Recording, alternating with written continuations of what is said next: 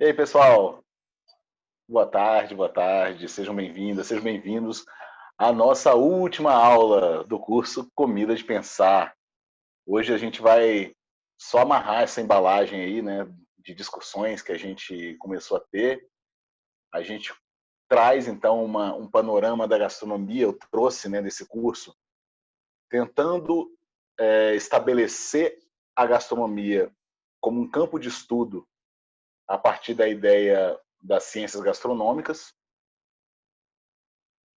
Ah, Patrícia, sim, podemos agilizar isso, pode deixar. Né? Eu sei que para a galera aí, ó, acadêmica é sempre importante um certificadinho, né, para a gente poder ir colocando lá, acumulando o nosso Lattes, né? Porque, afinal de contas, nós não somos ministro do governo Bolsonaro, então a gente precisa comprovar, né, essas coisas que a gente faz no Lattes. Pois bem. Bem, o certificado a gente consegue, então, já emitir logo, tá? O certificado a gente atesta o curso inteiro, tá? Vocês não têm a obrigatoriedade de fazer o nosso artigo final para vocês receberem o certificado, serão todas certificadas. Mas o artigo é importante para o nosso processo mesmo de conhecimento, tá, gente? Pois bem, a gente começou a traçar um panorama do que a gente chamou de ciências gastronômicas, compreendendo que esse estudo, chamado ou cunhado, né, como estudos da alimentação, ele pode ganhar uma perspectiva mais interessante, né, e transdisciplinar na medida que a gente evoca essa terminologia de ciências gastronômicas, uma vez que a gente coloca então a gastronomia no centro de um debate, ou seja, não só como um objeto de estudo, mas sim como um centro articulador, né, de transdisciplinaridade para promover esse diálogo por meio de outras áreas, ou seja, não é só com outras áreas. Isso significa que a gastronomia ela é algo tão complexo que ela precisa ser olhada como ciências gastronômicas. Ou seja, cada um de nós aqui vamos fazer, né, nós temos cada um de nós aqui algumas origens diferentes do ponto de vista formativo, né, e também laborativo, digamos, né, do trabalho, e que nos permite então enxergar a gastronomia por um determinado viés. Então, ela já tem como parte do seu próprio, digamos, da sua própria essência, essa capacidade de articulação para além desse ramo meio etéreo, né, que a gente chama de gastronomia, e que todo mundo chama de gastronomia, e a gente nem sabe muitas vezes o que a gente está se referindo. Mas, quando a gente traz então para essa ideia de ciências gastronômicas, a gente dá uma certa, ou propõe uma certa autonomia para essa área de pensamento tão articulada, né, entre comunicação, entre direito, química, biologia, né, enfim, engenharia de alimentos, nutrição, né, e a tecnologia, né, de gastronomia, enfim, são tantas áreas, história, sociologia e tal. E aí, no caminhar dessa conversa toda, a gente passou, né, a gente fez umas conexões a partir da história e de alguns acontecimentos importantes, né, de vetores sociológicos, antropológicos da gastronomia. Arriscamos, né, um diálogo com a nutrição. Falamos muito sobre comunicação e filosofia, né, dentro desse contexto, e também abordamos essas questões tão urgentes para o tema da comida. Né? Sempre que a gente for falar de comida, a gente não pode deixar de lado um debate acerca de soberania e segurança alimentar, né?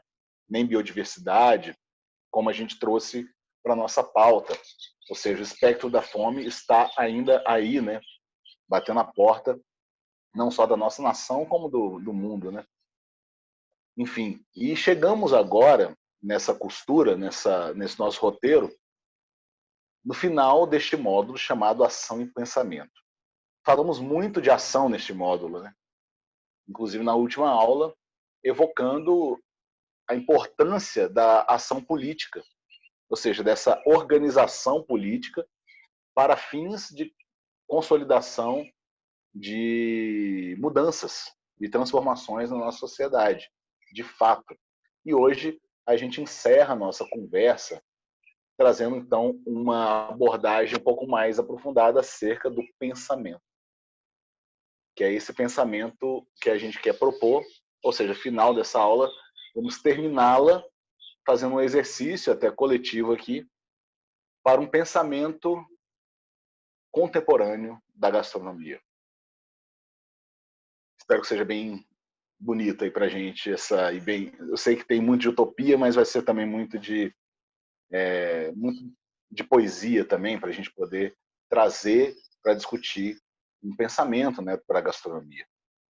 Pois bem, nessa aula de hoje vamos pensar pensamento. A gente vai focar sobre isso, vai focar nisso, perdão. Pensamento contemporâneo. A gente está trazendo aqui instâncias de um pensamento contemporâneo. E o contemporâneo, ele vai dialogar de uma forma muito interessante com um dos termos que a gente mais usa dentro do nosso contexto, né, quando a gente vai falar em gastronomia. Aliás, ele é usado até em excesso, né, de uma forma banal, ou seja, cozinha contemporânea, gastronomia contemporânea. E o que quer dizer o contemporâneo? Por que a gente está trazendo sempre esse método de pensar a contemporaneidade a partir da cozinha? E o que essa contemporaneidade ela quer dizer? Veja, normalmente, quando a gente fala em uma gastronomia contemporânea, antes da gente entrar no pensamento contemporâneo, que vai ser vítima talvez da mesma crise de significação, quando a gente fala em gastronomia contemporânea, a gente está pensando numa gastronomia, digamos, para além do nosso tempo, ou além deste tempo que consolidou a gastronomia.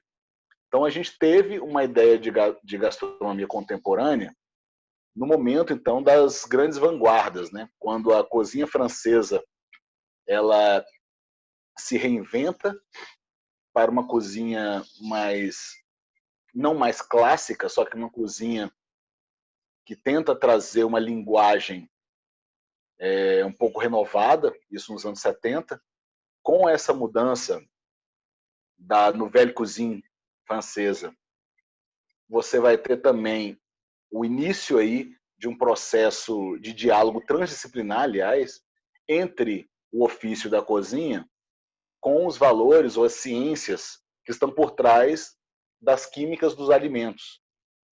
Né? Isso vai começar aí, ou vai ser levado a cabo, né, pelo Ferran Adrià, em seu restaurante super vanguardista na Espanha, chamado El Bulli, que ele parte aí, então, de alguns conhecimentos acerca químicos, né, acerca da gastronomia chamada molecular. Ou seja, a gente pode, então, modificar as moléculas quimicamente de determinados alimentos para criar... Opa, tem gente tentando entrar, tá vendo? Isso não está aparecendo para mim. Calma aí, gente, foi mal, deixa eu resolver esse problema. Desculpa, minha gente, meu Deus. É isso, deixa eu colocar um alerta aqui, porque ele normalmente funciona. Juliana, Marcos, me desculpem. Deixei vocês de castigo ali, cara, gente, no cantinho do castigo. Estava na sala de espera. Sala de espera, não tinha nem a revistazinha lá, né? Pra vocês ficarem folheando. Foi mal, gente. Agora é porque eu não ativei uma chamada que vem aqui na minha outra tela, né? Uso duas telas, uso aqui e aqui. Bem, agora, vamos lá, superado isso. Juliana, Marcos, estamos debatendo aqui o pensamento contemporâneo para a gastronomia, né? Entendendo já que esse percurso todo que a gente fez acerca de ciências gastronômicas, de como que a gastronomia se articula, não só se articula, né, mas ela é dependente de uma articulação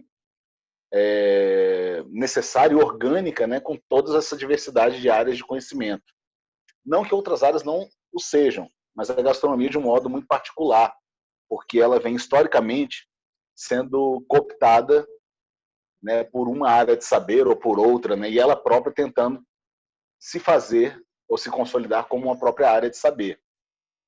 Mas aí a gente falou, vamos dar uma pausa no pensamento contemporâneo, para discutir essa ideia de contemporâneo, para poder pensar nesse termo que foi cunhado e hoje é muito usado, de gastronomia contemporânea, né? Ou então de cozinha contemporânea, como se diz. E aí a gente voltou um pouquinho, só ali para a Nouvelle Cuisine francesa, para a gente entender que foi ali que começou-se a aparecer, né, os primeiros sinais, as primeiras pistas, né, de uma linguagem que possa ser aderente aos auspícios da contemporaneidade, para se fazer legível no prato essa identidade futurista, digamos assim. Ou seja, a Nouvelle Cuisine propõe então uma renovação da cozinha clássica francesa para uma pós-modernidade. E isso vai vir com várias crises de significação, sendo uma das mais digamos, faladas, né, no nosso meio, a cozinha de vanguarda espanhola. Essa cozinha, liderada por Ferran Adrià, a partir dos seus estudos de cozinha molecular, ou então desses primeiros entendimentos do... Qual é o nome do camarada, gente? Da cozinha molecular, o químico? Me escapou agora. Hervé Tiss, ele vai escrever, né, do ponto de vista da mudança das moléculas, ou seja, como que... Gente, está com um delay muito estranho aqui para mim. De como que a estrutura de um alimento pode ser alterado para poder criar, então, uma nova esfera de significado para aquele próprio alimento. Então, um dos símbolos dessa teoria levada à prática está nas azeitonas de Ferran Adrià. Não sei se vocês lembram ou já viram essas azeitonas da cozinha molecular do Ferran Adrià. Eu esqueci de colocar a fotinho aqui, ó.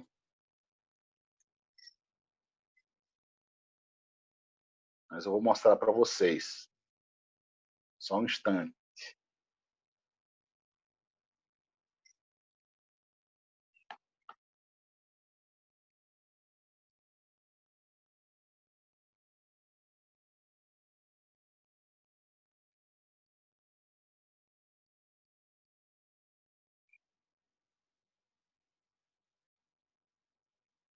Bem, gente, são esses bichinhos aí, ó, tá vendo?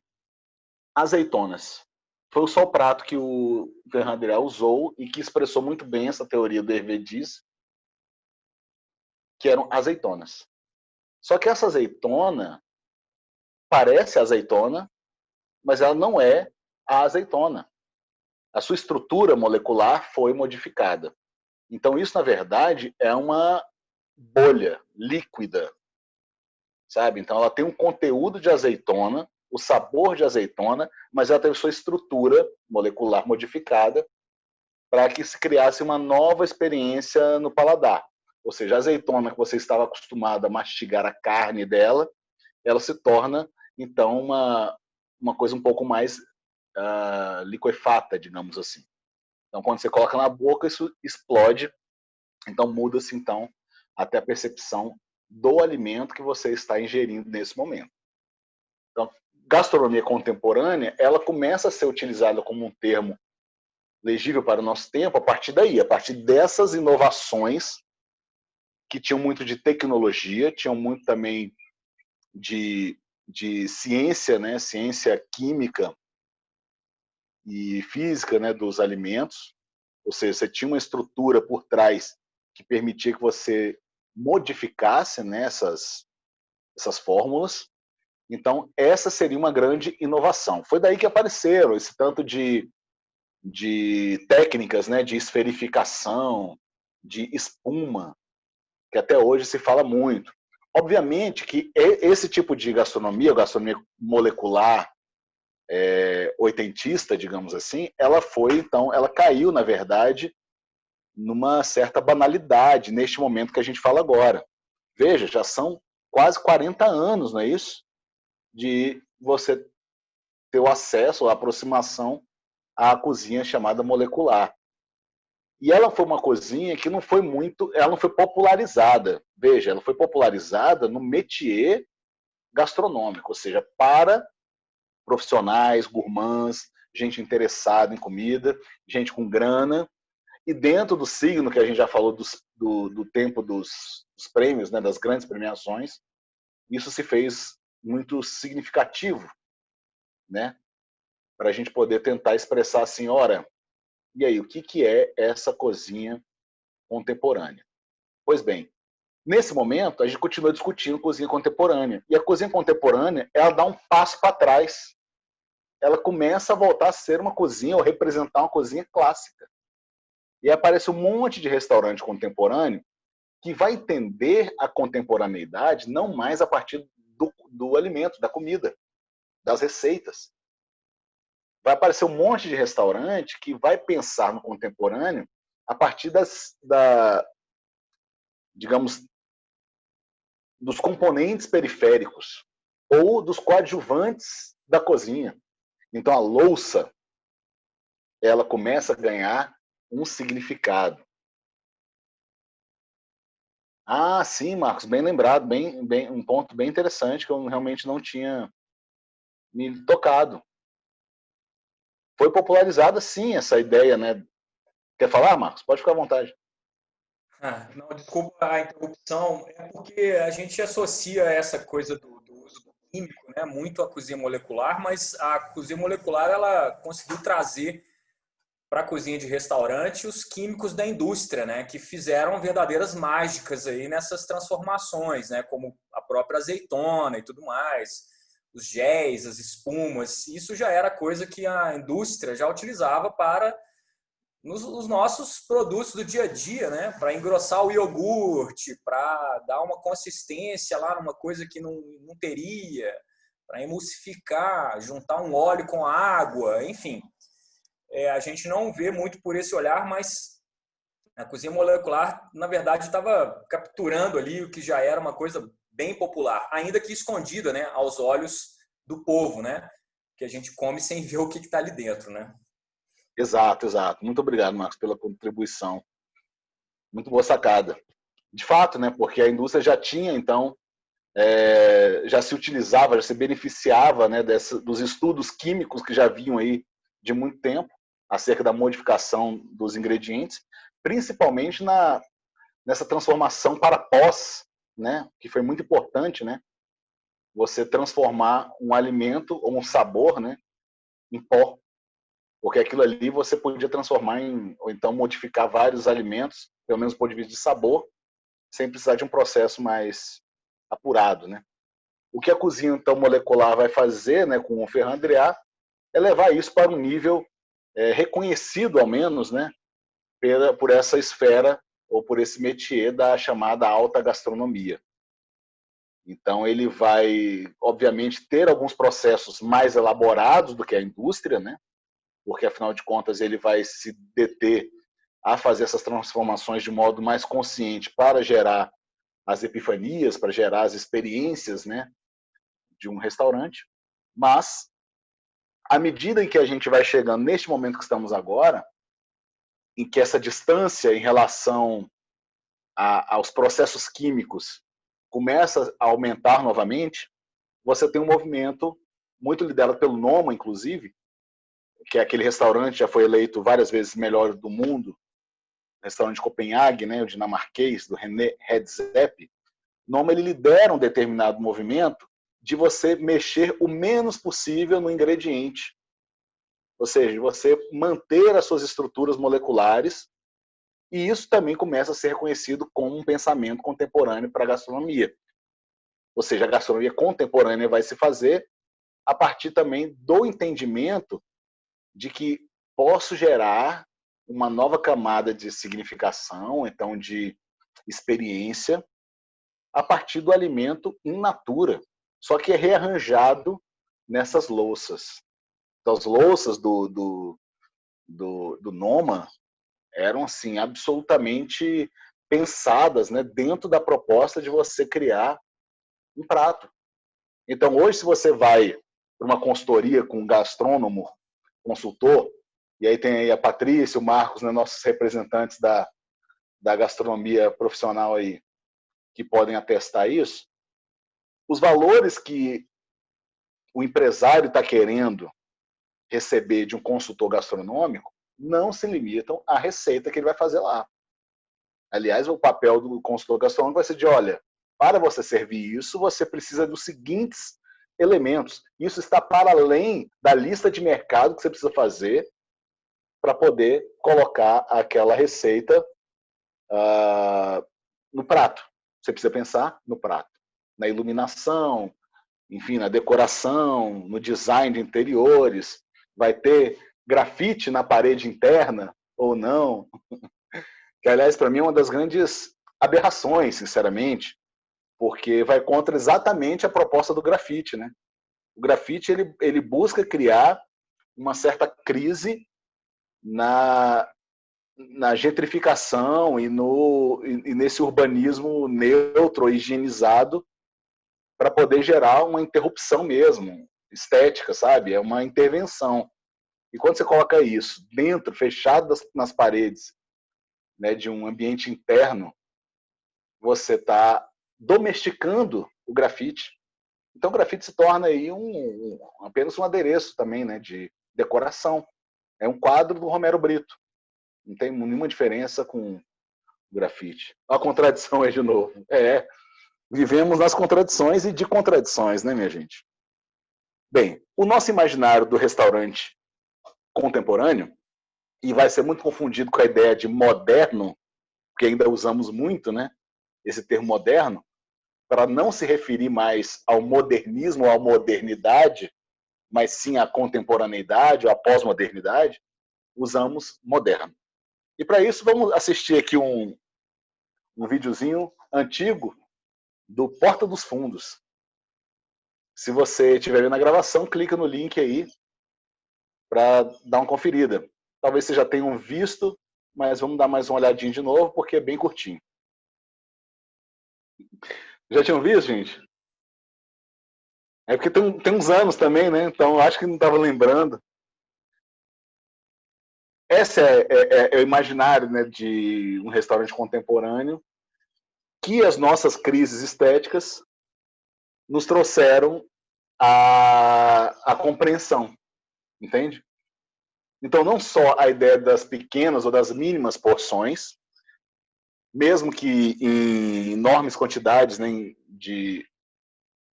de pratos, né, de quase um rodízio aí, né, de alimentação, mas com pequeníssimas porções e que são altamente explicadas ou com a necessidade de carregar os detalhes dos processos com os quais com o qual a equipe da cozinha trabalhou para chegar até lá, para então dar uma impressão, uma sensação de algo absolutamente incrível, algo que realmente traga ou carregue os diferenciais. E, obviamente, você vai ter isso em outras instâncias, né? No próprio cardápio, quando você tem uma determinada explicação, aquilo ali vai ser usado para poder trabalhar com o seu sentimento, né? Com as suas emoções, para então gerar um pouco mais de significado àquela comida que não necessariamente poderia acompanhar, ou então poderia ser muito legível para quem está vendo. E aqui você tem essa sketch que naturalmente vai levar isso a uma proporção absurda, né? E que faz muito sentido, na verdade, né?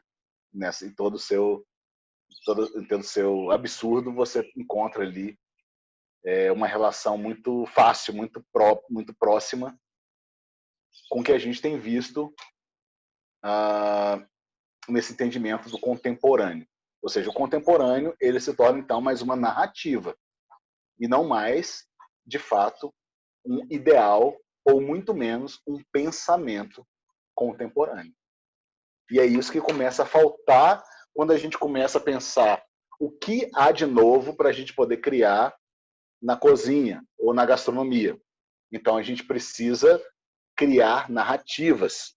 Só que o caminho do pensamento contemporâneo não é o das narrativas, senão é um caminho, de fato, de possibilidades, não só de representação, mas também de criação mesmo, de pensamento autônomo. Então, não é à toa que muita gente dos restaurantes começa a carregar consigo representações, como a gente falou na última aula, identitárias, né, políticas. E com essas representações, você vai conseguir, então, estabelecer um determinado vínculo com o seu público, que não será mais a partir só do discurso. Muitas vezes, e muito embora, né, às vezes, esse discurso seja roubado, né, ou apropriado para fins comerciais, obviamente. Pode ser que isso aconteça, mas estamos falando muito mais do processo de você, de fato, gerar um pensamento e gerar, de fato, uma identidade, né? E é isso que vai te dar a contemporaneidade de uma relação com o alimento. Porque você está fazendo isso por meio pela instância do pensamento, refletido em ações, e não apenas pela instância do discurso. Beleza, gente? Pensamento contemporâneo, então, ele nos traz uma reflexão inicial a partir desses dois aspectos aqui, ó, gente. O sentido de permanência e o sentido de reflexão. Eu acho muito legal a gente pensar nisso. E quando eu coloco enfim, esses vetores, né, para a gente poder pensar, eu gosto de exemplificá-los sempre com algum tipo de música.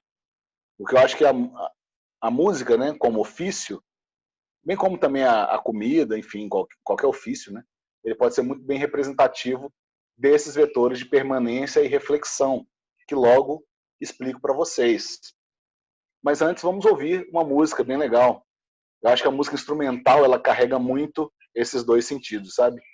Então eles costumam ser um belo exemplo para a gente tratar. Covardia, né, gente? Yamandu Costa e Hamilton de Holanda. Aí é da pesada. Por que, né, que a gente colocou esses camaradas para tocar aqui pra gente? Basicamente para a gente poder ter esse tipo de debate. Vamos lá. Existe um mito para muitos dos ofícios que dependem de um trabalho manual, principalmente, de que esses ofícios significam um caminho para a excelência a partir dos reflexos de permanência. Ou seja, se você treinar muito, se você praticar demais, como Hamilton de Holanda, que em algumas entrevistas que já fiz com ele sempre gostava de reafirmar, né, que ele se considerava um funcionário público da música. Ele passava 8 horas por dia trabalhando no bandolim. Então ele ficava 8 horas por dia treinando o bandolim. E existe um mito de que foi esse treinamento, com muita disciplina e com muita repetição, que gerou constância, aderência e firmeza. De fato, geraram. O fato dele e de Yamandu acertar essas notas com esse nível de velocidade, de precisão, de ritmo, para sair um som limpo, né, e aveludado como sai dessas cordas, você precisa de um alto nível de permanência, de um trabalho de repetição, de fato, e constante e consistente para que você consiga ter esse resultado. Só que o grande mito é de que você consegue a excelência a partir da permanência ou a partir da repetição. E esse é o grande mito, que é um problema que é muito claro, né, no universo musical, mas é igualmente o mesmo problema se a gente pensar em outras tantas instâncias dos nossos trabalhos. Ou seja, gente, um bom escritor não significa que é aquele escritor que escreve, sei lá, não sei quantas palavras por segundo. Não é isso? Ou seja, a pessoa tem um altíssimo dom de datilografar super rápido, e isso não vai fazer dela uma pessoa que vai escrever bem. Do mesmo jeito que você não vai ser necessariamente um excelente chefe de cozinha se você tiver as habilidades de cortar, né, que nem aqueles testadores de faca, né, japoneses, não sei se vocês já viram, que parecem ninjas fatiando pepino, né, e numa velocidade enorme faz uma obra de arte. Não necessariamente esse camarada será um excelente cozinheiro a partir somente de suas habilidades. Por quê? Porque todo exercício que vai nos levar à excelência ou alguma qualificação, ele não pode ser apenas baseado na instância da permanência. Ele necessita da instância da reflexão. Ou seja, dessa concentração do espírito sobre si, sobre o seu gesto e sobre o seu ato. Então, o que vai levar o processo que a gente vê aqui de Amandu e de Hamilton de Holanda, ele não é um processo de repetição levado a cabo, levado a uma instância, né, quase robótica, né, de execução, porque ele precisa desse tipo de processo reflexivo. Ele precisa pensar sobre aquilo que está fazendo e carregar nesse processo uma reflexão do espírito, ou seja, que não é uma reflexão apenas mental, mas também emocional. E aí faz sentido a gente falar de uma forma séria e não só fofa, digamos assim, acerca da cozinha afetiva. Ah, cozinha com emoção. O que o Masterchef, os jurados do Masterchef fica repetindo o tempo inteiro, né? Estou vendo que você colocou emoção nesse prato. Cara, não é porque você, sabe, algum familiar morreu no ano passado, aí você colocou essa emoção no seu prato. Isso é uma balela, isso aí é um discurso vazio. Né? A ideia da emoção colocada no prato é esse processo humano que a gente precisa carregar nas nossas atividades, que são fruto de uma reflexão. E essa reflexão, obviamente, não é a reflexão de que eu parei e pensei. Às vezes eu parei e senti. É por isso que quando a gente vai falar assim, e aí, qual é a melhor banda, né, para você? Quem é a melhor cantora, melhor cantor? Ou qual é o melhor filme? Você nunca vai conseguir pensar no melhor filme ou nos melhores artistas que você consegue imaginar por conta do processo de permanência, ou seja, pelo virtuosismo puro e simples daquele determinado artista. Porque o seu julgamento em si está carregado de reflexão. O seu juízo está contaminado de uma reflexão que passa pelo emocional, ou seja, por essa sensação. Então, o melhor prato que você comeu na vida não necessariamente foi do melhor chefe que ganhou 3 estrelas Michelin. E isso é um fato. E por isso que a cozinha afetiva continua tendo, ou continua sendo esse lugar em que muitos dos chefes, inclusive, miram. Por isso que o efeito Ratatouille funciona muito bem para o nosso tempo, porque ali foi justamente o momento do argumento em que se fala, olha, eu vou conquistar o crítico mais exigente, mais chato, não só pelas minhas habilidades na cozinha, de perfeição do corte, ou de domínio do molho, da técnica, mas eu vou fazer isso pelo apelo ou pelo aspecto emocional que eu vou conseguir provocar nele, o aspecto reflexivo, uma comida para pensar.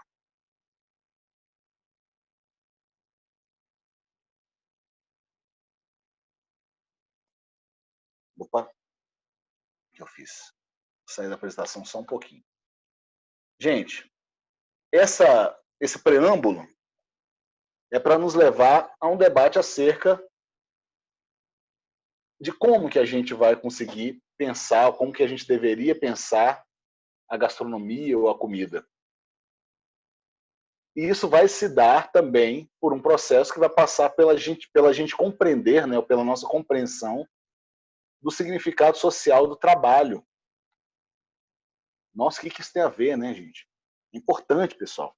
Primeiro, porque é o seguinte, se a gente for pensar se a gente for recorrer ao pensamento sociológico, daqui a pouco a gente vai falar sobre ele, a gente tem uma relação com o mundo que coloca o trabalho como centro de todas as atividades. Você já deve ter reparado isso. Quando a gente vai se apresentar, além do nosso nome, alguém vai perguntar assim: e aí, quem é você? Você vai falar o seu nome e logo em seguida, profissão. Isso é batata. Isso faz parte da nossa etiqueta, né, formal aí de relacionamento, né? Nosso plano sociológico vai permitir que a gente coloque o trabalho como centro da nossa vida. E por isso que muitas vezes a pessoa desempregada, ela vai sentir esse vazio social, essa falta de identificação. Porque quando a pessoa perguntar assim: e aí, o que você faz?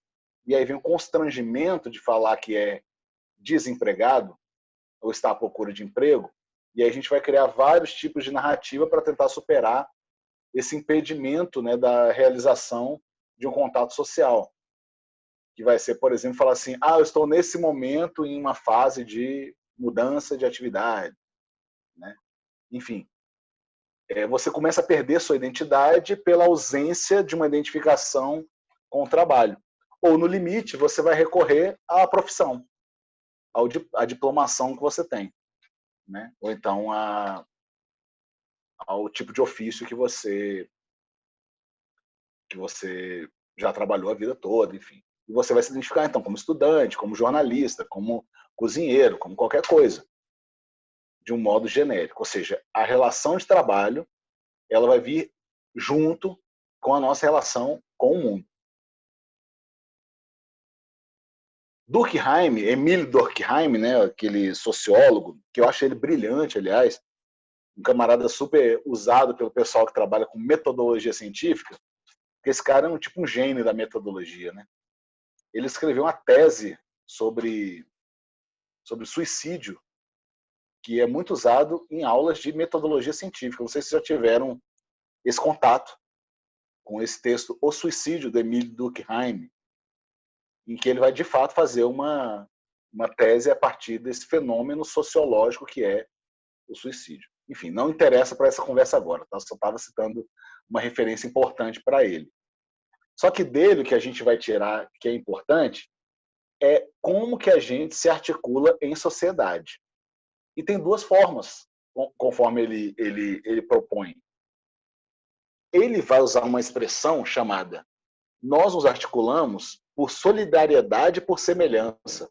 Olha só. Ou seja, quando a nossa solidariedade, que é inerente ao nosso domínio humano, quando essa solidariedade representada numa sociedade, você tem indivíduos que se diferem pouco uns dos outros.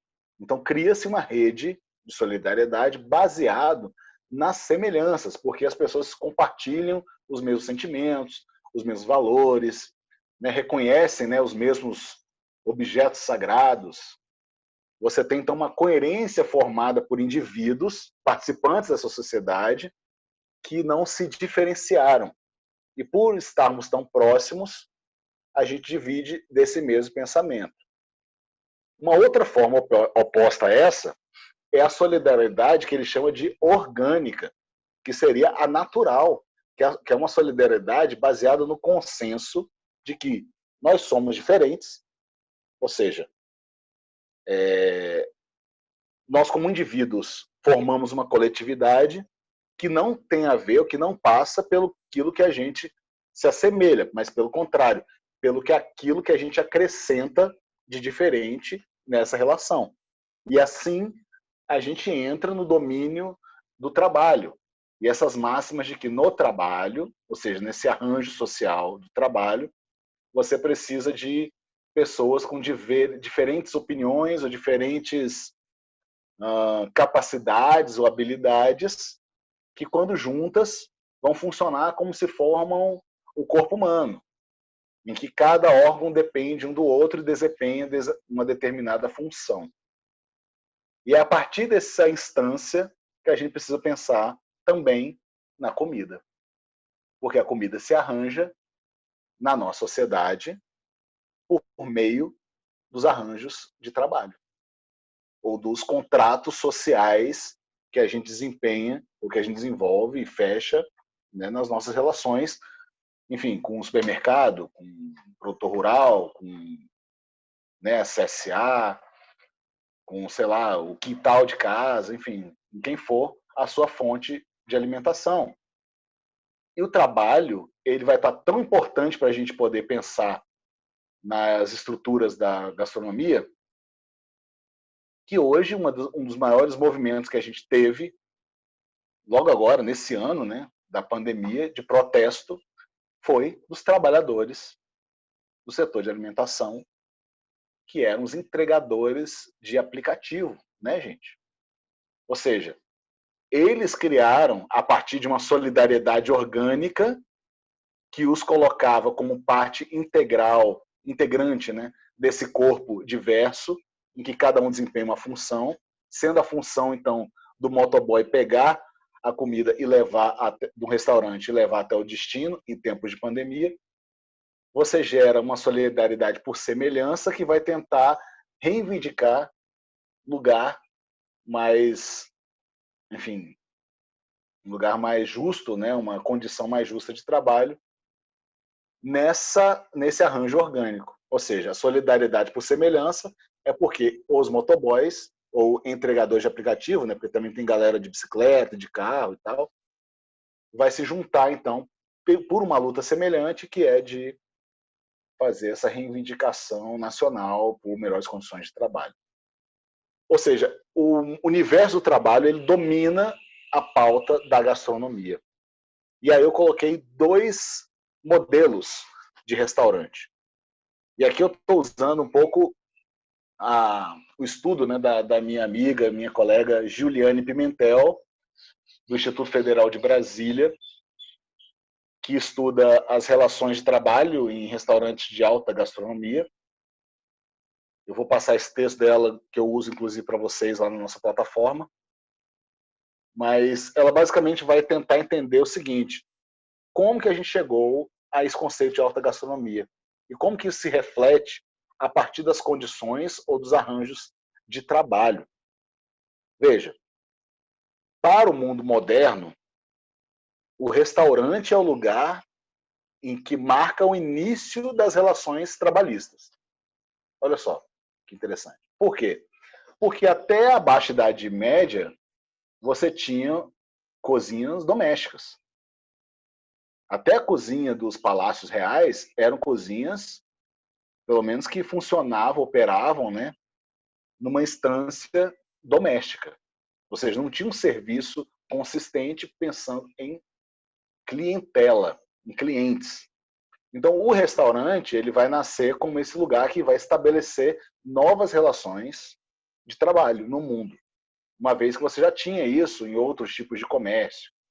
Mas ele entra, ele chega, né, com esse conceito estabelecido, no qual você se alimenta em um determinado estabelecimento, mediante pagamento, um lugar onde, de preferência, você pode sentar-se à mesa. Hoje, o termo restaurante vai se referir a qualquer tipo de estabelecimento.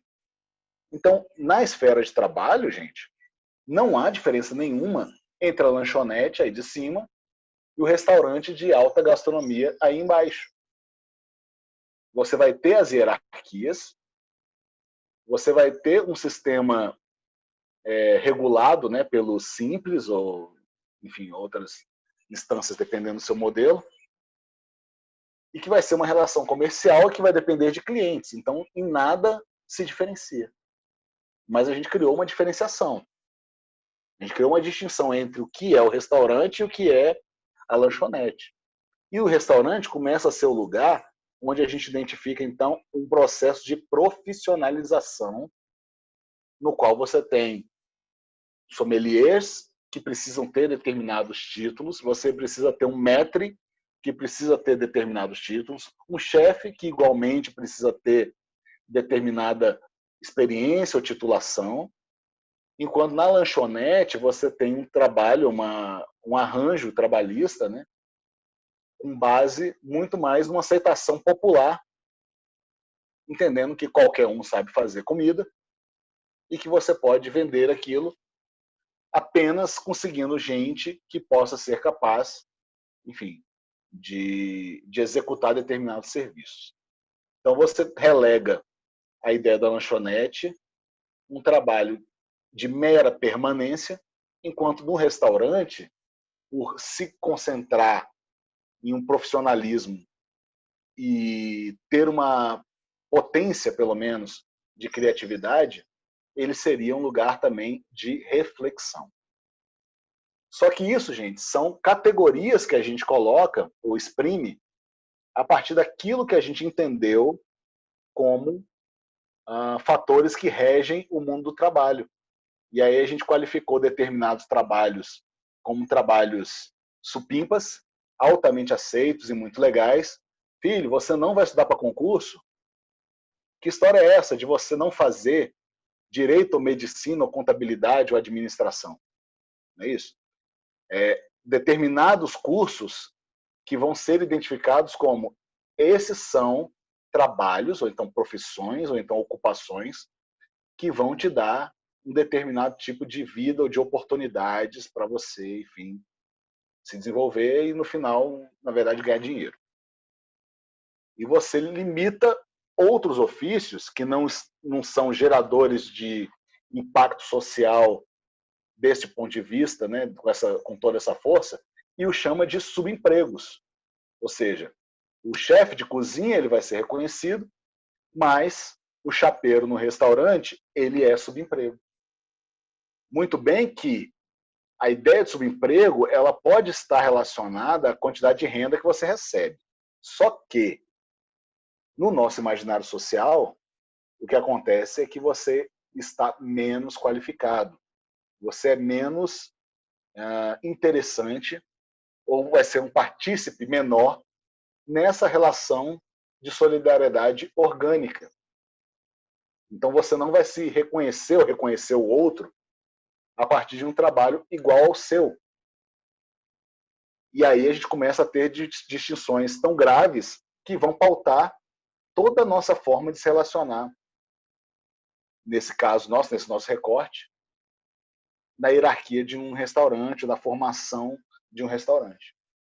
E aí vem aquela série de conceitos que a gente pode agregar, que são as críticas de TripAdvisor, essa história toda, que vão apontar defeitos e problemas em restaurantes, e em qualquer estabelecimento, na verdade, mas fazendo, né, as observações de que um restaurante como esse não pode se dar o luxo de ter esse tipo de erro, né? Ou seja, você demora demais com a comida e esse restaurante eu não estou pagando tanto para ter esse serviço tão baixo, e você vai criar diversos problemas no arranjo social mesmo das nossas relações de trabalho, a partir de um movimento irreflexivo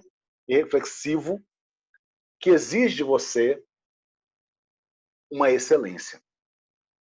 Veja, essas relações, gente, elas pautam esse domínio da nossa relação com a comida.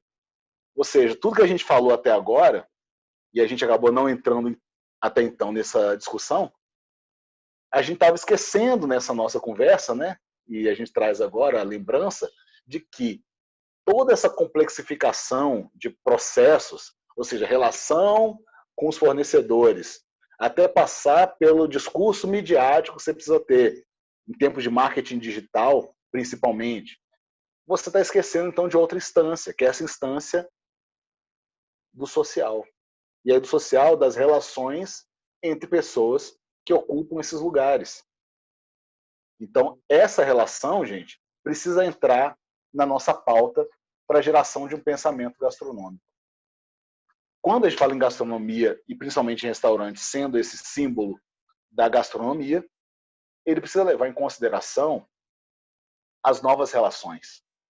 Ele precisa pensar que o seu processo criativo ele não pode se limitar à escolha da louça, da cor da parede, do quadro do Romero Brito, né, do guardanapinho de papel ou de pano, mas sim qual é a relação trabalhista que eu vou desenvolver aqui nesse lugar. O restaurante, gente, é um dos lugares da nossa estrutura, né, de comércio, principalmente, com maior número de processos trabalhistas. E isso não pode sair da conta também, sabe? Aliás, você passa pano, como sociedade, nos processos trabalhistas. Ou como é que você alça a celebridade maior, ou uma das maiores do nosso Brasil, o Eric Jacquin, um chefe francês, entendeu? Com o maior número de agressões a seus funcionários, que faliu um monte de restaurante pagando processo trabalhista que ele perdeu e saindo no outro lado da ponta com uma das grandes referências da gastronomia no Brasil. Gente, não é. Para você ser uma das maiores referências da gastronomia, você tem que incluir na conta a relação dessa pessoa com a sua equipe. As relações de trabalho que essa pessoa estabelece no seu processo de criação ou de, enfim, de qualquer coisa. E é isso que a gente começa, ou precisa começar a exigir desses atores. Sabe? Então, estamos falando de o processo do nosso pensamento contemporâneo gastronômico, ele não pode pensar só em receitinha. A gente não está mais na vanguarda catalã, em que a gente pode se dar o luxo de falar assim, vamos ser artistas e malucos e inventar umas coisas muito doidas, sai para se tornar a comida numa experiência incrível. Não, o pensamento contemporâneo ele não pode também só ficar dependente do exaustivo e cansativo, né, discurso da cozinha afetiva. De que eu peguei a receita da minha mãe e usando meus conhecimentos e técnicas que eu aprendi na faculdade, eu consegui trazer, enfim, criar esse troço.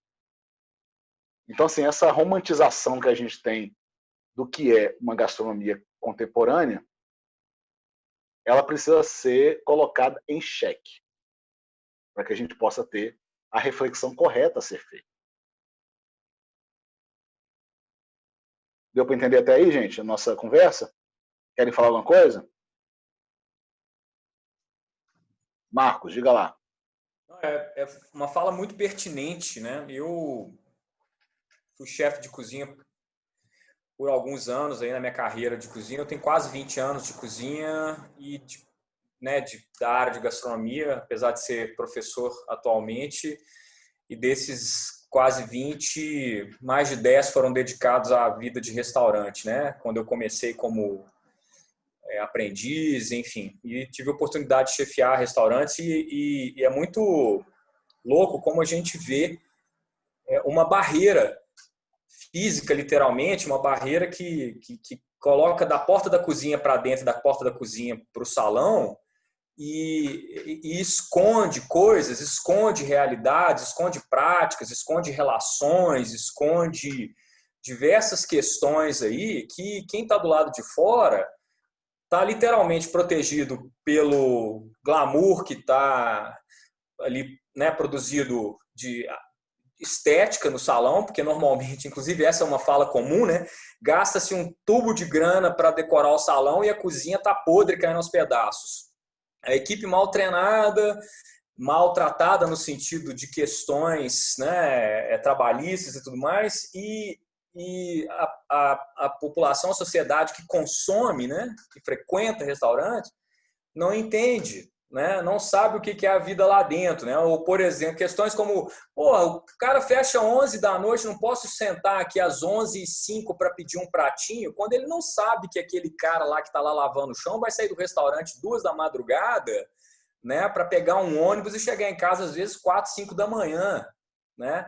Então é um trabalho, sim. Essa é uma mensagem que eu acho que eu não sei como, né? A gente pode fazer isso alcançar e ter voz muito maior, mas é um trabalho de uma consciência que realmente sim a gente deveria ter mais atenção e mais ouvidos a isso aí, sabe? Porque é uma área que é muito os trabalhadores da gastronomia, né? Que enfim, os braçais ali mesmo, a galera que está lá, né, fazendo a coisa acontecer, é uma área muito sofrida.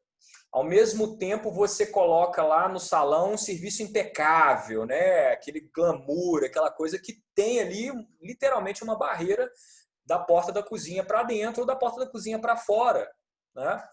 E Eu imagino sim que isso deve mudar, ainda que lentamente, eu imagino sim, porque a coisa evoluiu demais de alguns anos para cá, né? Mas ainda a gente vê figuras como você menciona, o Jacan, que ele é notório nessa área, de ser assim, péssimo gestor, de ser péssimo líder de equipe e tudo mais. Isso vira e mexe, a gente vê casos pipocando aí de denúncias, né, de discursos de conscientização e tudo mais, porque eu acho sim que precisa. Né? É um papel das redes aí que tem, né, contribuído bastante para isso. Tem um lado ruim, tem um lado bom, que a gente consegue veicular com um peso muito grande, um alcance muito grande. Mas ainda assim é exatamente esse último slide que você coloca essa questão da solidariedade, discute essas questões sociais, ele é assim, é como se você, Lobão, já tivesse sido chefe de cozinha e tivesse vivenciado esse ambiente por muitos, muitos anos para trazer o que você trouxe para nós. É exatamente isso. Eu não sei, né? Assim, é uma transformação que, obviamente, deve envolver outras cadeias, mas realmente é algo que está muito presente. A gente não tem ideia do que é esse abismo aí que separa um serviço impecável no salão de um tratamento que é uma loucura, às vezes, dentro de uma cozinha profissional, sabe? Que realmente... Engraçado que dentro do mesmo espaço físico, né, do endereço ali daquele restaurante, parece que são dois lugares totalmente opostos, né? Não querendo radicalizar demais, porque também nem todos os restaurantes são assim. Obviamente há vertentes muito positivas e a gente consegue ver isso. Aí vem as cozinhas abertas, né, dos chefs que valorizam o serviço e o trato, o diálogo ali, aí valoriza o treinamento para que o cara consiga se entender ali dentro e portar ali dentro, né? Mas ainda existem as cozinhas fechadas, as masmorras, né, como você fala aí do tempo da Idade Média, quando era só cozinhas para atender aí né, enfim, os nobres e tudo mais, né? Mas acho que ainda deve levar um tempinho para a coisa ficar melhor. Deve. É um processo, Marcos, na verdade, sabe? É bem interessante isso mesmo que você colocou. Muito bom. Eu não tive essa experiência de cozinha, não. Eu tive alguma, né? Na verdade, quando eu era estudante de jornalismo, querendo fazer uma graninha por fora, eu comecei a trabalhar na casa de evento, né? Como pia e fritador de salgado, né? Em festinha no fim de semana, né? Umas festinhas de bacana, sabe? E aí, recentemente também eu cheguei a trabalhar de algumas formas, né? Já tive um negóciozinho de vender tiramisu na rua, entendeu? Oh.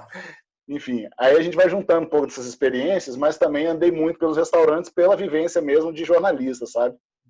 E aí você entra nas cozinhas e você começa a captar nessas diferenças, entende? Eu já vi até chefe de cozinha que tinha nojo de determinados processos.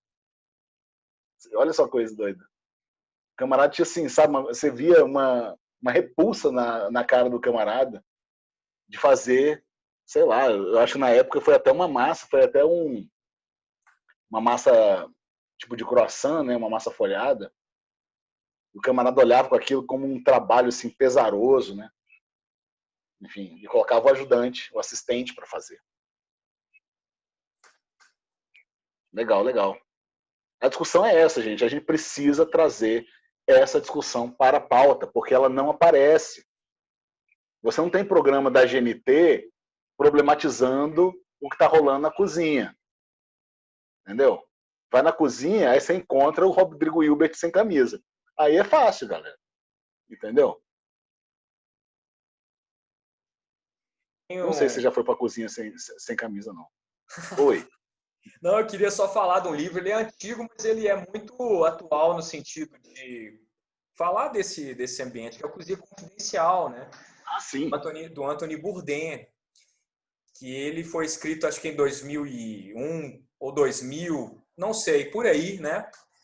E ele é nu e cru no sentido de relatar as loucuras, né? Obviamente ele está falando de um universo, né, de 20 anos atrás, de uma cozinha, né, uma cultura muito diferente, que estava muito mais evoluída nesse sentido aí, mas é um retrato muito fiel, assim, dessa loucura, né? Dos abusos, dos altos abusos também, né? Porque a galera também pega pesado para poder dar conta do tranco, né? E a gente vê muito drogado, muito alcoólatra, muita gente, a gente fala que cozinha é um antro de desgarrado, sabe? Sem querer levar para nenhum lado, mas é porque realmente, às vezes, é um ambiente que ele é muito contaminado, muito tóxico, né? E aí acaba intoxicando também as pessoas, né? E o Anthony Bourdain ele conseguiu relatar isso muito bem. Obviamente tem outros relatos, tem outras coisas bacanas aí, mas o dele eu acho que acaba sendo o melhor nesse sentido aí. O Cozinha Confidencial, acho que acaba sendo um livro ainda muito atual. Não, o Cozinha Confidencial é atualíssimo, né? Eu estou neste momento relendo, só que agora a versão original, né, em inglês, né, que eu estava me devendo fazer essa releitura. E o Cozinha Confidencial é exatamente isso, ele expõe essas estruturas, né? Da cozinha, que é um lugar assim que sempre foi um lugar de opressão, como a gente até conversou, né? E que hoje continua sendo. É a opressão contemporânea, tá aí. Né? Inclusive dos assédios, né? Um lugar de muitos assédios, porque você tem um altíssimo índice de rotatividade, e quanto mais rotativo é, né, o lugar de trabalho, mais você pode fazer, ou permite, né, a prática do assédio sexual e moral, né? Porque, afinal de contas, cara, eu não preciso de você. Né? Se você sair fora agora, porque está ofendido, eu amanhã consigo outra pessoa para te substituir. E eu vou fazer a mesma rotina. Diga lá, Juliana. Então, ver esses relatos, né, de abusos no trabalho, na cozinha, para mim tem sido até muito comum acompanhar alguns grupos, seja no Facebook, qualquer outras redes sociais, e são relatos assim bizarros, né? Há uma realidade muito paralela, como o Marcos havia dito, no mesmo ambiente você tem dois mundos, às vezes totalmente diferentes. Talvez exista, talvez não, né? Certamente exista um movimento de que isso mude. Entretanto, eu acredito que isso seja muito lento, até por conta das novas leis trabalhistas no Brasil, né? Inclusive, o Jacan mesmo deu uma entrevista e falou que só reabriu um novo restaurante porque as leis trabalhistas ficaram muito mais flexíveis. Então, agora é isso aí, sabe? Pode fazer de qualquer jeito que ele vai ter mais respaldo na lei. Mas uma coisa que me lembrou muito, na verdade até demais, é aquele programa do Gordon Ramsay, o Hell's Kitchen. Hell's Kitchen. Que é muito famoso. E eu confesso, eu assistia na televisão e primeiro aquilo me dava um certo medo. Porque, tipo, nossa, mas o cara berra, parece que ele tá berrando dentro do seu cérebro, né? E esse tipo de tratamento eu ficava muito impressionada. Eu falei, nossa, como que vai, né? Aí depois a minha mãe comentou e falou assim, não, isso aí é comercial. Porque o Gordon ficou muito famoso com esse tipo de postura na televisão, né? Mas eu não sei como isso de fato funciona nas cozinhas dos restaurantes dele na vida real. Isso eu não tenho como dizer. Mas isso é uma coisa que marcou muito e na internet virou meme. A menina do sanduíche, né? Que ele bota 2 pedaços de pão assim e fala, o que você é? E ela, eu sou um sanduíche idiota. Ele, isso mesmo. E coisas assim, sabe? Mas virou meme porque as pessoas também normalizam e acham graça disso, de fato, né? Seria muito engraçado se o Gordon Ramsay fizesse isso comigo. Mas aquilo ali, apesar de ser comercial, está sendo vinculado na televisão e tudo aquilo, existe um contrato, mas o que você não está perpetuando, né, indiretamente? É um maltratamento. E particularmente para mim, se você trata mal um funcionário, você trata mal qualquer pessoa, você consegue tratar mal a sua mãe. Porque É a se mesma você simbologia. não... e por quê? Entende? Mas eu também acredito que tem uma questão muito vinculada à masculinidade, tipo, uma masculinidade impecável, e que você vai ser o chefe, você vai liderar, e você é uma pessoa dura, ruim, sem coração, porque é assim que os homens são, sabe? Duros e chefões. É que ele pode até se beneficiar daquilo, que é o caso do Gordon, né? Ele fica famoso e rico todo dia, e a gente aqui. Mas continua perpetuando uma estrutura. E é isso que particularmente me preocupa, porque aí você acaba não facilitando esse tipo de debate, né? Para que uma pessoa, em qualquer função dentro da cozinha, não consiga falar, não consiga se posicionar, porque vai ter o medo de uma retaliação, uma violência, em qualquer grau, né? Mas, enfim, são questões e que a gente, na mídia, na internet, também perpetua, acha-se normal, engraçado. Eu vou fazer um meme, vou fazer um gif, e acho isso bonito, né? Mas, enfim, grandes questões que estão aí no nosso dia a dia. Exato. A Bárbara colocou aí, um processo de normalização e perpetuação que é intencional. E se você for para pensar, é uma cópia, na verdade, né, desse sistema militarista, né? Das nossas nações ocidentais, né? Em que prezam justamente por esse tipo de abordagem, né? Casca grossa, né? Você precisa, né? É a brigada da cozinha, tá aí, ó. Brigada da cozinha, né? É um pequeno exército, né? É um treinamento aí da tropa de elite. É isso. Mesmo riso frenético que a gente arranca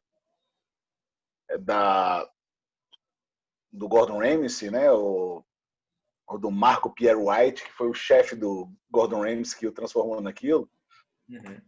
Esse mesmo riso nervoso é o que a gente tem no Tropa de Elite. Né? Quando a gente vê aqueles caras batendo, dando tapa na cara do outro, falando vaza daqui, sai daqui. Porque na cozinha, a cozinha replica esse comportamento. E aí a Juliana toca nesse tema, né, de um ambiente masculino, né? A cozinha profissional é um ambiente masculino. Sempre foi.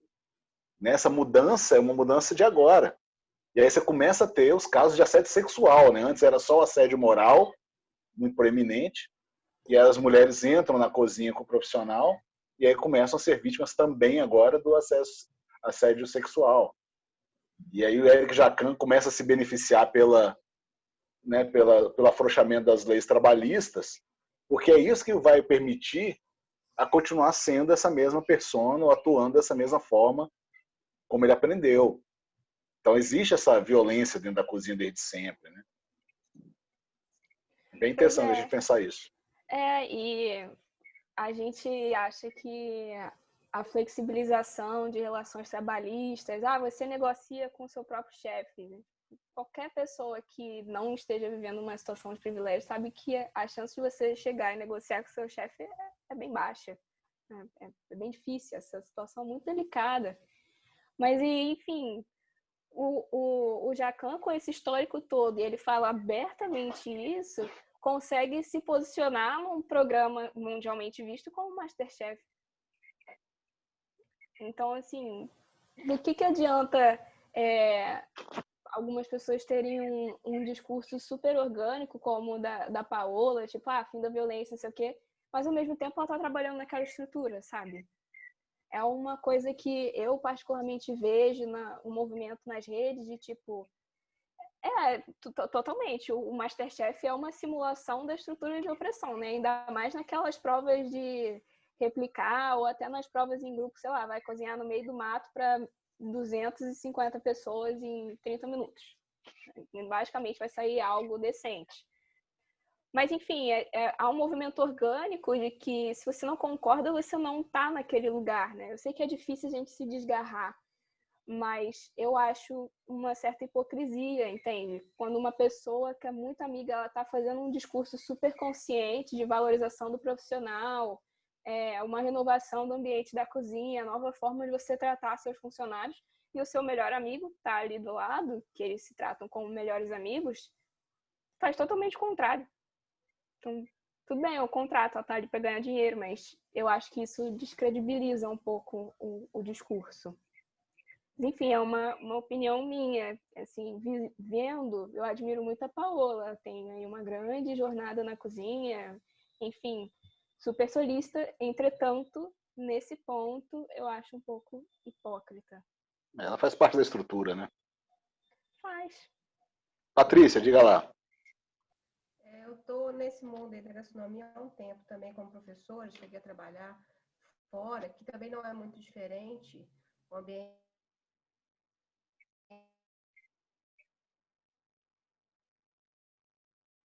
A Patrícia deu uma travadinha aí.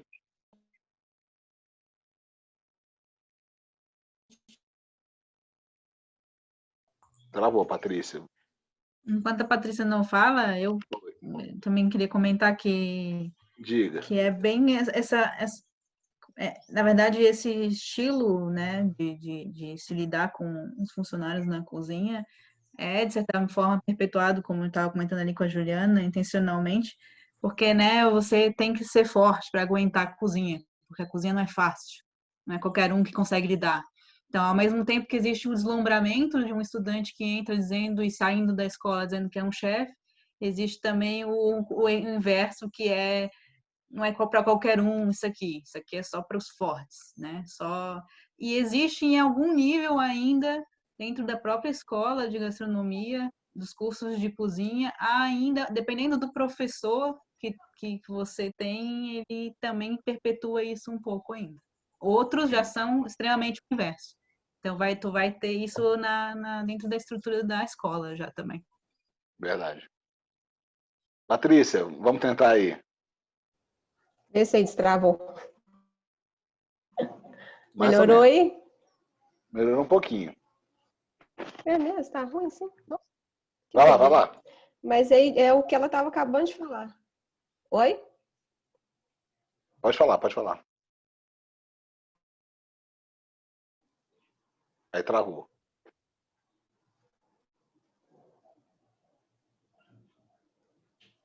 E agora? Diga resolveu? lá. Eu estava na internet errada. Eu estava na internet errada, por isso. Mas é o que ela acabou de falar. Pega um pedacinho da fala dela. As próprias escolas, né, da gastronomia, você vê poucas mulheres à frente. Eu estava comentando isso com outro grupo de gastronomia e gênero, que a gente tem poucas mulheres professoras e as poucas que tem, na maioria, não estão em disciplinas práticas. Elas estão em disciplinas teóricas. Né? Então, você tem esse referencial feminino muito pequeno. Né? O Monteiro, a gente trabalha junto há um bom tempo aí. A gente tem, talvez, em Belo Horizonte, com 8 faculdades rodando, presenciais, nem estou considerando as EADs, a gente deve ter o quê? Umas 4 professoras de prática, o Monteiro? Acho que não deve passar disso. Com 8 faculdades rodando. Então, a presença feminina ainda é muito pequena também. E ainda você vê a presença feminina tem que ser quase que uma mãe, tá? Então, eles esperam que você, como professora de disciplina prática, só tenha elogios. Você não pode... Se você é muito exigente, você é brava. E aí outras coisas que falam de mulheres também, né? Que a gente sabe. Mas são muito poucas que vão para... E eu ainda fui para uma área que eu acho que é mais machista da gastronomia, que é a panificação. A gente só vê homem nessa área. Você não vê mulher padeira. Né? A gente tem poucas aí agora aparecendo no Brasil, mas é um mundo ainda bem masculino também. Interessante. Não sei se vocês estão acompanhando aí no Instagram a treta com a Roberta Sudbrack. Não, conta aí. Tem um perfil, eu comecei a seguir recentemente porque me chamou a atenção as postagens, é o @basta.br. Arroba o quê? Basta. @basta.br. E a proposta do perfil, eu estou só julgando a proposta, não sei exatamente porque eu não conheço quem são quem é dono do conteúdo ali, mas eles relatam ali abusos de cozinha. Então é muito pertinente nessa conversa nossa, sabe? Se vocês entrarem lá, vocês vão ver que as postagens têm relatos de mulheres, principalmente, né? O grupo de mulheres. Isso, falando de casos, de assédio, parará. E a treta de uns 10 dias para cá foi uma postagem da Roberta Sudbrack, que eu acho que, se eu não me engano, tem ali um apoio do Basta.br, ou se está ali junto ao pessoal, não sei exatamente como que é a relação do Basta com a Roberta Sudbrack, mas que fecharam os comentários e aí o pau começou a quebrar de outro lado. Veio o Alberto Landgraf, que é lá do OTEC no Rio de Janeiro, começando a postar um monte de relatos de pessoas que haviam trabalhado com a Sudbrack nos stories dele. Mas muitos, assim, aquele pontilhado de um monte de relato.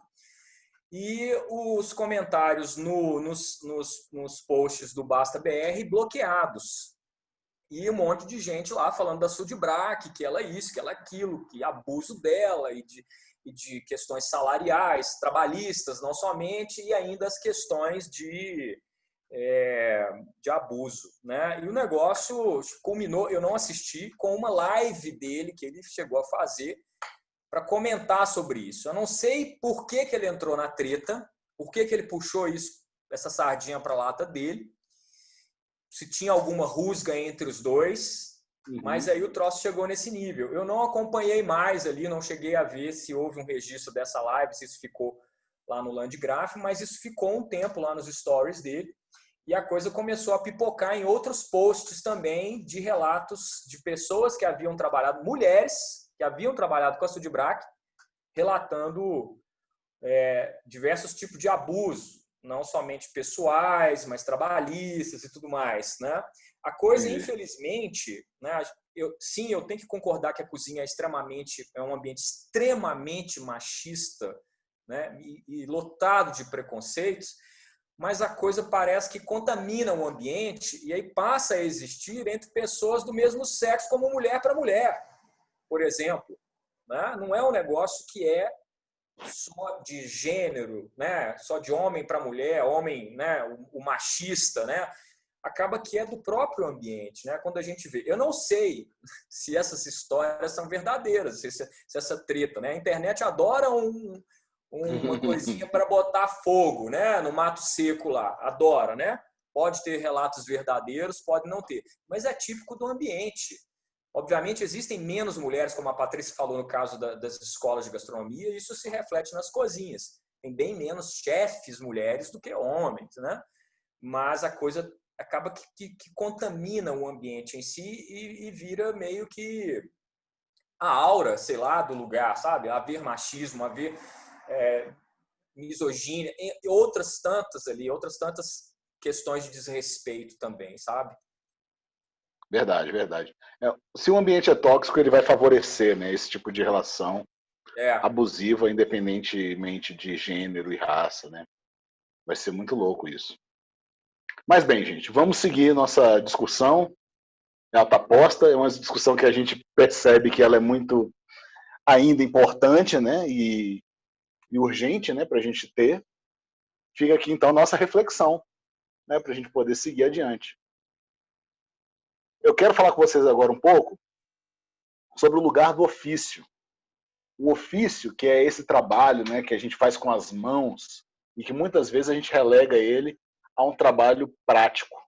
E aí eu abro para vocês, né, essa minha visão, né, sobre essa divisão que eu acho estúpida, né, entre teoria e prática, né, ou permanência e reflexão, como a gente está falando, porque uma não vive sem a outra, né? E quando a gente fala em teoria e prática como ambientes separados, a gente estabelece limites para a teoria e para a prática, sendo que a prática ela está sempre sendo colocada em moção a partir de uma reflexão, né? E essas reflexões também elas dependem de algumas práticas, né, para existirem, que são relegadas ao universo da teoria. A prática da leitura, por exemplo. Muitas vezes você vai para uma faculdade. Eu, como professor em faculdade, já tomei muita dessa. Eu tive um coordenador que reclamou comigo porque os alunos vieram resmungar que eu tinha passado uma leitura para eles e a disciplina era prática. E aí eles ficaram revoltadíssimos, né? E eu falei assim, mas foi a prática da leitura que eu passei para você. Entendeu? É uma prática. Ler é uma prática, né? Enfim, qual é o lugar do ofício para esses saberes, ou para essa execução, ou essa elaboração de um pensamento, né? E aí, gente, o lugar do ofício, eu gosto de exemplificá-lo a partir não só do fazer, mas da experiência mesmo de você instruir. E quando eu falo instruir, pode até parecer, gente, um pouco meio de pedantismo, sabe? Mas é porque foi transformado em pedantismo, tá? Mas eu estou falando da instrução boa, realmente, que te orienta a entrar ou fazer parte daquele determinado universo.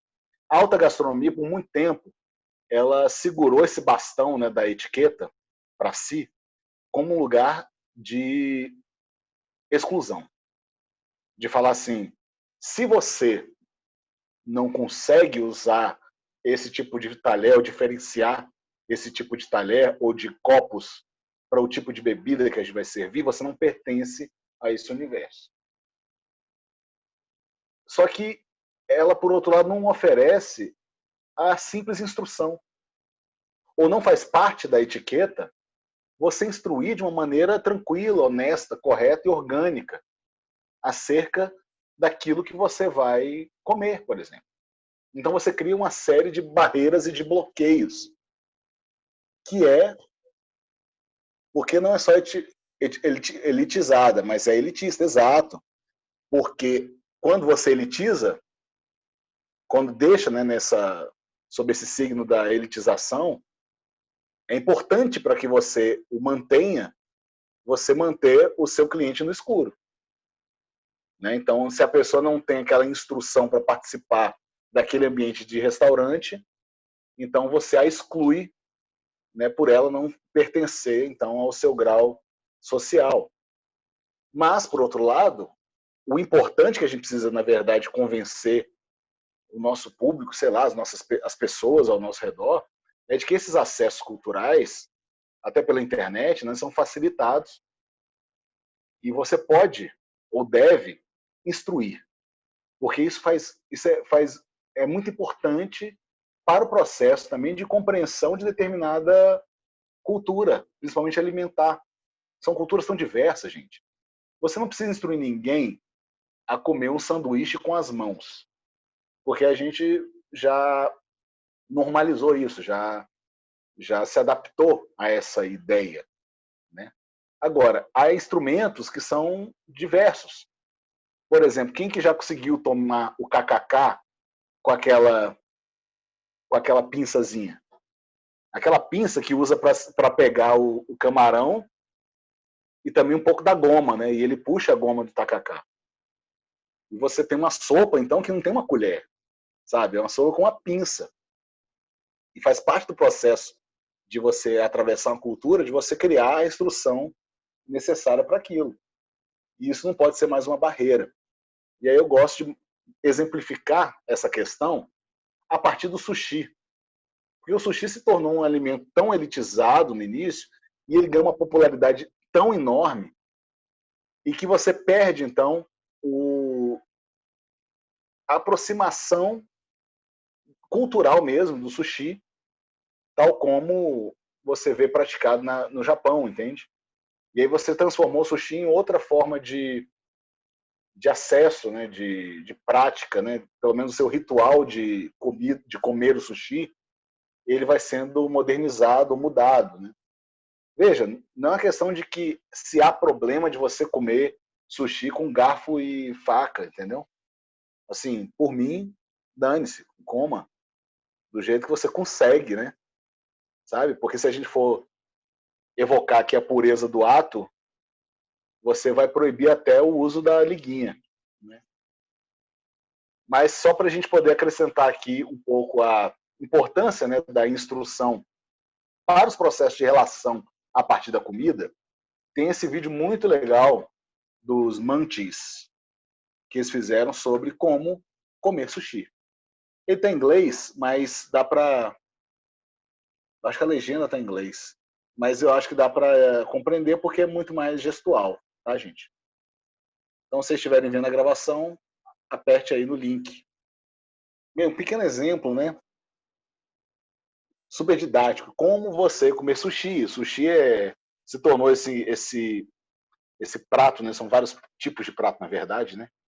Em que você agora está recuperando as narrativas de como que os japoneses comem sushi ou como foi feito para comer.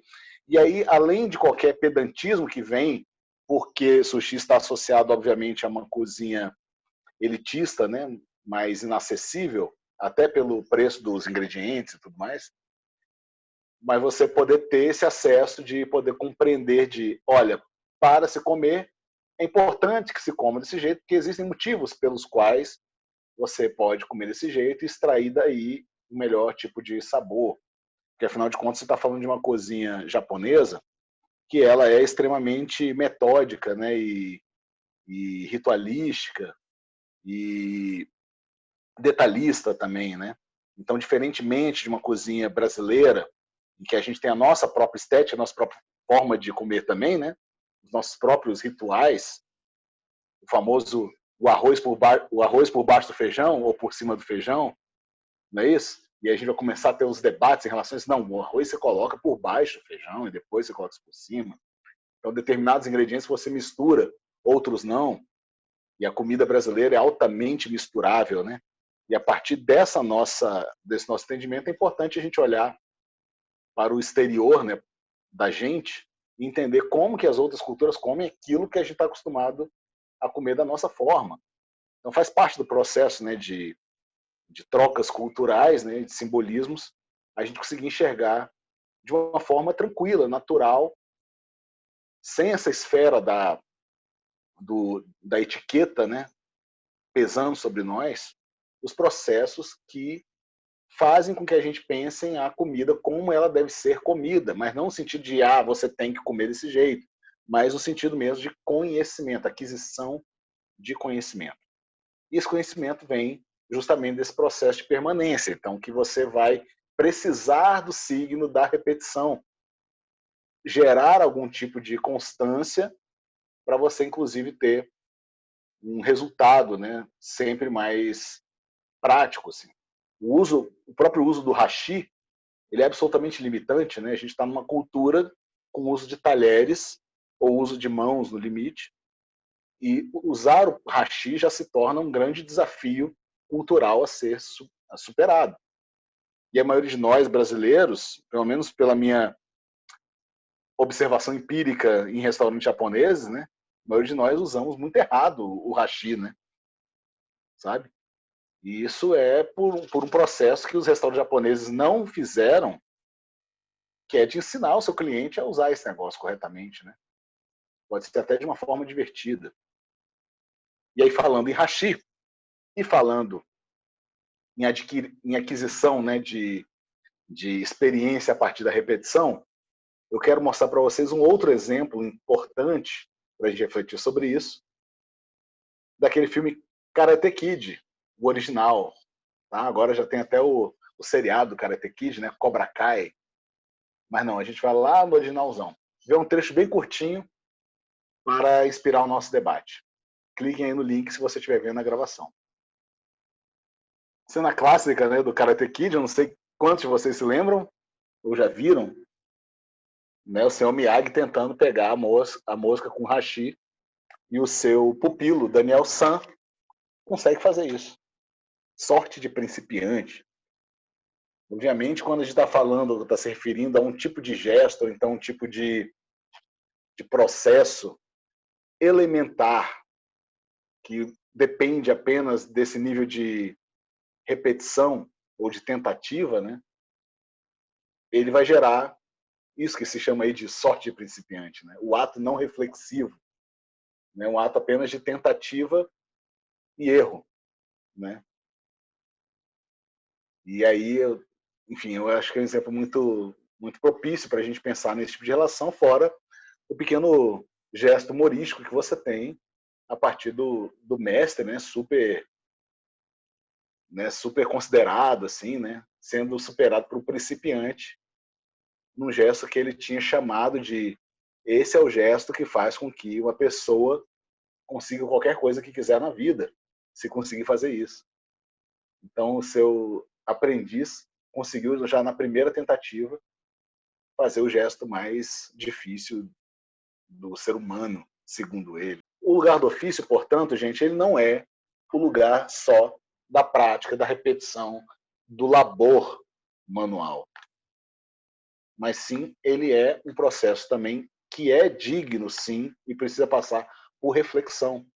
E aí, mais uma vez, a gente traz essa proposta de que o conhecimento, portanto, ou o pensamento, ele não se dá na esfera do domínio acadêmico. Obviamente, você tem o domínio acadêmico para poder gerar um tipo de produção científica com um determinado tipo de embasamento que serve ou que tem algum nível de utilidade ou de sabe, uma expectativa, né, de gerar por meio de processos corretos, né, gerar conhecimentos não só empíricos, como também intelectuais, mas isso não elimina a capacidade de produção de um pensamento para as demais instâncias. Quais são elas, né? Quais são as instâncias desse processo para os pensamentos contemporâneos? O pensamento sociológico, o pensamento crítico e, enfim, o pensamento autônomo. Eu gosto de pensar nesse caminho, né? Como uma espécie de escadinha. O pensamento sociológico, que é esse que a gente começou falando sobre Emile Durkheim, a partir, né, dessa ideia da nossa relação do trabalho, né, orgânico e da nossa aproximação por semelhança, o pensamento sociológico ele começa a questionar, ou ele traz para a gente essa possibilidade de pensar a repartição ou a divisão da sociedade. Faz sentido a gente dividir ou repartir a sociedade entre disciplinas?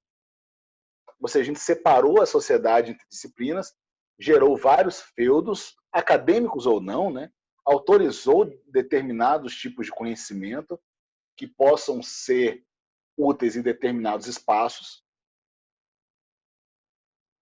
E a gente não gerou, com isso, né, os embates ou as crises necessárias para gerar, de fato, uma reflexão mais aprofundada. O pensamento sociológico ele propõe, então, uma certa categorização ou uma organização do pensamento desse modo, né, de um modo um pouco mais fácil da nossa compreensão mesmo, né? Entender em dividir por instâncias da sociedade, entendendo que cada um contribui com algum tipo de conhecimento e constrói junto, mas você depende, ou então você tem que partir logo depois dessa instância para um pensamento crítico. E o pensamento crítico que a gente deve estimular aqui nesse lugar é um pensamento de caráter não disciplinar. Ou seja, ele já é de partida não disciplinar. Porque o pensamento crítico, ele exige crise. Ele exige um lugar onde não há resposta, ou então onde essas categorias não funcionam, ou então devem ser questionadas. E a partir desse questionamento, que é a crise, né? Como a gente falou até na aula sobre estética, né, e filosofia do gosto, da comida, a gente começou a falar sobre isso, né, sobre esse caráter da crítica como essa colaboração entre disciplinas ou entre saberes e conhecimentos. E o pensamento crítico é o pensamento que vai se dar a partir de crise. Ou seja, ele vai partir de uma crise e ele não vai responder essa crise com uma solução. Ele vai agravá-la, mas no bom sentido. Porque a crise é o fator mobilizador do pensamento crítico. Ou seja, de crise em crise, você vai gerando mais perguntas, mais questionamentos.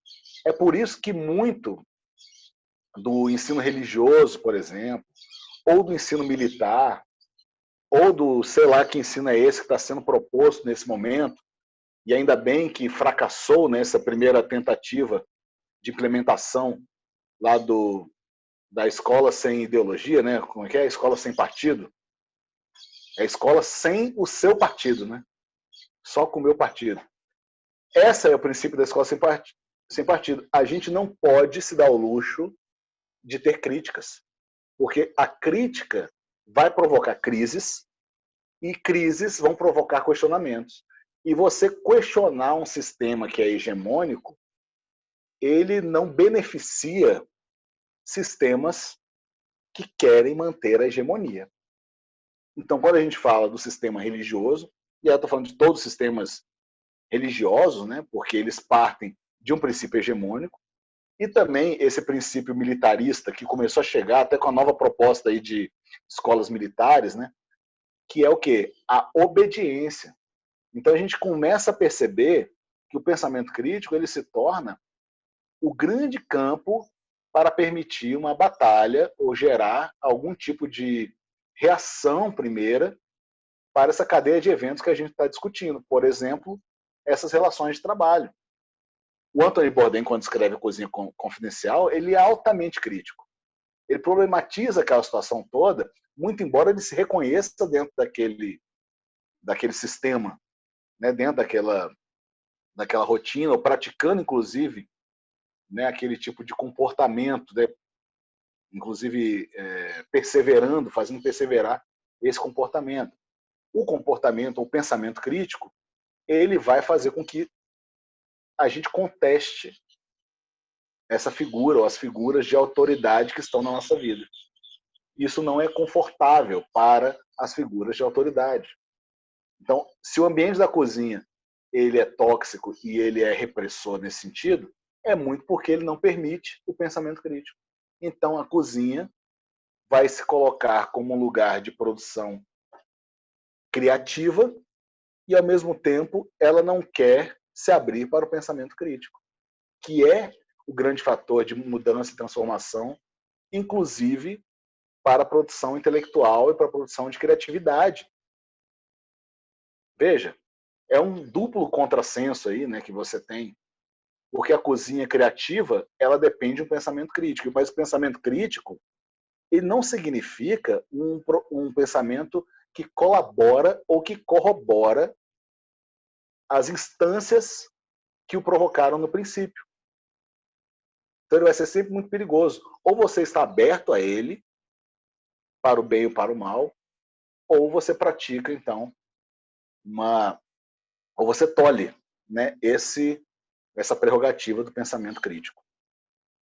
O outro tipo de pensamento, e aí eu me utilizo de um termo de... Gente, me escapou o nome dele. Psicólogo alemão lá, não é o Freud.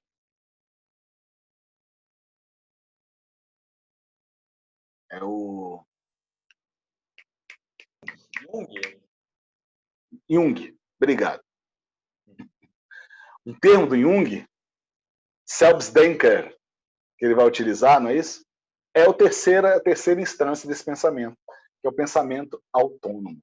E esse, eu acho que é o pensamento mais interessante, que a gente quer, inclusive, usar como processo para essa nossa discussão, sabe? De estimular vocês ao pensamento autônomo. O pensamento autônomo, gente, ele já é provido de um pensamento crítico. Selbstdenker, que do alemão ele seria traduzido como um self-thinking, um pensamento de si, né, ou você mesmo pensar, né? Ele evoca, ou ele pede por emancipação e independência. É isso que é o pensamento autônomo. O pensamento autônomo é o pensamento que se livra de amarras e que lhe permite pensar por si. O que não é simples, tá?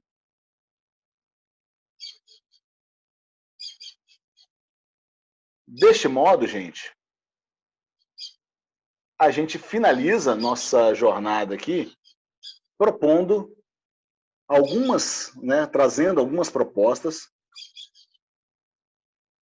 para a gente poder pensar, ou criar, ou construir um pensamento contemporâneo gastronômico. Entendendo que a gastronomia, gente, não é apenas o ofício do cozinhar, mas ele está, sim, dentro dessas estruturas que nos permite gerar transformação a partir do pensamento. Então, gente, como propostas, tá? Isso aí são algumas minhas e estimulo vocês a pensarem as suas, inclusive no artigo final. É essa a proposta do artigo final. Criar uma proposta, por menor que ela seja, por mais simples ou elementar que você possa imaginar que seja, traga uma proposta para um pensamento gastronômico, dentro de um nicho, por exemplo, pensamento de algum fenômeno ou alguma ideia que você está querendo desenvolver. Uma das propostas, ou algumas propostas, para mim, elas são essas. Ó. Uma é essa aí, outra palavra em alemão, não sei para que eu coloco, né? Esse é do outro psicólogo francês, né? Agora o Freud, que escreveu, né, sobre o inquietante das Unheimliche. O Simval tinha me ensinado na aula anterior a falar isso aí, só que eu já esqueci. Enfim, fica aí o meu... Heilige. Opa! Diga lá. Acredito que seja Heilige. Massa. Está gravado. Bárbara, obrigado. Ai, que vergonha. Não, não fique, não. O inquietante, você tornar o estranho familiar e tornar o familiar estranho. Esse processo, esse jogo, ele é muito importante para a gente poder gerar um pensamento contemporâneo. A gente poder aceitar a dificuldade de compreensão do outro, mas de modo familiar, para que a gente se familiarize com isso que nos é estranho. E, ao mesmo tempo, aquilo que a gente é muito familiar, a gente criar um tipo de distinção e de separação para que a gente possa estranhá-lo. Dentro do aspecto da cozinha, é importante a gente pensar em termos, por exemplo, regionais. Nosso grupo de cozinheiros, cozinheiras mineiros aí, Marcos e Patrícia, né? Olhem para as suas culturas mineiras, estranhando-a, sabe? Como que a gente pode estranhar aquilo que nos sempre foi muito legível, sabe? Criar uma distância do olhar, entendeu? Das práticas que a gente sempre fez em torno daquele alimento, vamos inverter. Tem uma frase do chefe Andoni, do Mugaritz, que é o restaurante espanhol, né, super estrelado aí, que ele vai ter um documentário dele em que ele vai comentar, ele vai falar assim: por que que todas as nossas receitas começam com alho e cebola? Ou com alho, ou com cebola, ou com os dois juntos? E se eu resolver começar com outros dois tipos de vegetal? E aí? Eu vou ter outro tipo de sabor. Entende? Eu quero começar a questionar essas estruturas que a gente começou a dar como certo. Entende? A base para a gente cozinhar qualquer prato, a gente joga ali uma cebola e uma... Primeiro vai a cebola, o primeiro vai não sei o quê. Não, vamos inverter esses processos. Vamos substituir, vamos tentar entender como que a gente chegou a esse lugar. Derrubar as fronteiras reais e imaginárias e as polarizações infecundas é outro caminho, outra proposta para a gente poder ter um pensamento contemporâneo. Porque se a gente ficar no fla-flu do nosso debate, a gente não avança. E se a gente ficar sendo donos ou vigiando os feudos do conhecimento, a gente também não chega adiante. E como última proposta, antes de ser ofício, ou arte, ou profissão, hobby, ciência, veja, a gastronomia, gente, ela nos vincula. Ela é, como eu já falei anteriormente, ela é um veículo de transformação. É um veículo gerador, inclusive, de transcendência. Então é esse o lugar para o qual a gente tem que pular. Transcender significa ter essa instância destacada, né, do que a gente entende como mundo real, para a gente poder superar a nossa leitura imanente, né, pensando numa leitura mais transcendente. E é isso, gente. Este é o fim do curso Comida de Pensar. Chegamos aqui ao final dessas nossas 24 horas de jornada. O que vem agora é, parabéns, se você chegou até aqui, nosso curso Comida de Pensar, você receberá no seu e-mail um certificado digital atestando as 24 horas de curso. E se você já enviou o seu texto, ele já está sendo trabalhado por nós. Se não, enviem, gente, até semana que vem, para a gente poder editar a revista. Beleza? O quanto antes, melhor. Porque a gente hoje já está editando. Beleza? Este aqui é o Bicho Todo. Vai ser a nossa segunda edição, né? O título vai talvez mudar o título da edição, né? A depender dos textos que vocês mandarem. Beleza? Bruna já mandou dela, já estou trabalhando o seu texto do jeito que você mandou. Se você quiser mandar uma atualização, não tem problema, pode mandar. Mas ele está muito legal. Tá? Gente, e lembrem-se, podem ser sugestões. Se você quiser só dar uma sugestão, por exemplo, de filme ou livro, ou, sabe, resenhar alguma coisa, fiquem à vontade. É qualquer tipo de produção, mas seja uma produção que reflita um pouco, né, do pensamento autônomo de vocês. Bem, nós somos a Escola de Humanas. Muito obrigado pela companhia até aqui. Nós somos essa enorme instituição, né, formada por 3 pessoas. 2 pessoas, né, e um consultor que está na equipe. E, gente, valeu, povo. O último valeu, povo, do nosso encontro. Esse aqui é meu WhatsApp, para vocês poderem anotar. Bárbara, não vou esquecer de colocar esse slide hoje mesmo, tá? Lá na nossa plataforma. Este é meu e-mail, vocês podem entrar em contato comigo. Também estamos aí na rede social. Legal, gente? Pessoal, então me mandem seus textos, podem conversar também comigo sobre esses textos. A plataforma vai ficar aberta para vocês até o final do mês que vem, entendeu? Até o Natal vocês vão poder ficar acompanhando. Se tiver alguma dificuldade, depois disso também chamem e falem assim, eu queria acessar aquele material. Podem dar um download naqueles materiais todos lá também, beleza? E foi um prazer enorme meu ter vocês aqui nesse grupo, nesse momento maravilhoso, né, de algumas semanas que a gente compartilhou. Espero que vocês tenham gostado. Vocês vão receber também no e-mail um formuláriozinho para poder preencher aí, né, com as críticas, sugestões e em relação ao curso, né, uma pequena pesquisa, super rápida, gente, 1 minuto assim de resposta, tá? E muito obrigado pela companhia. Grande prazer, que a vida nos faça encontrar novamente, viu, gente? Beleza?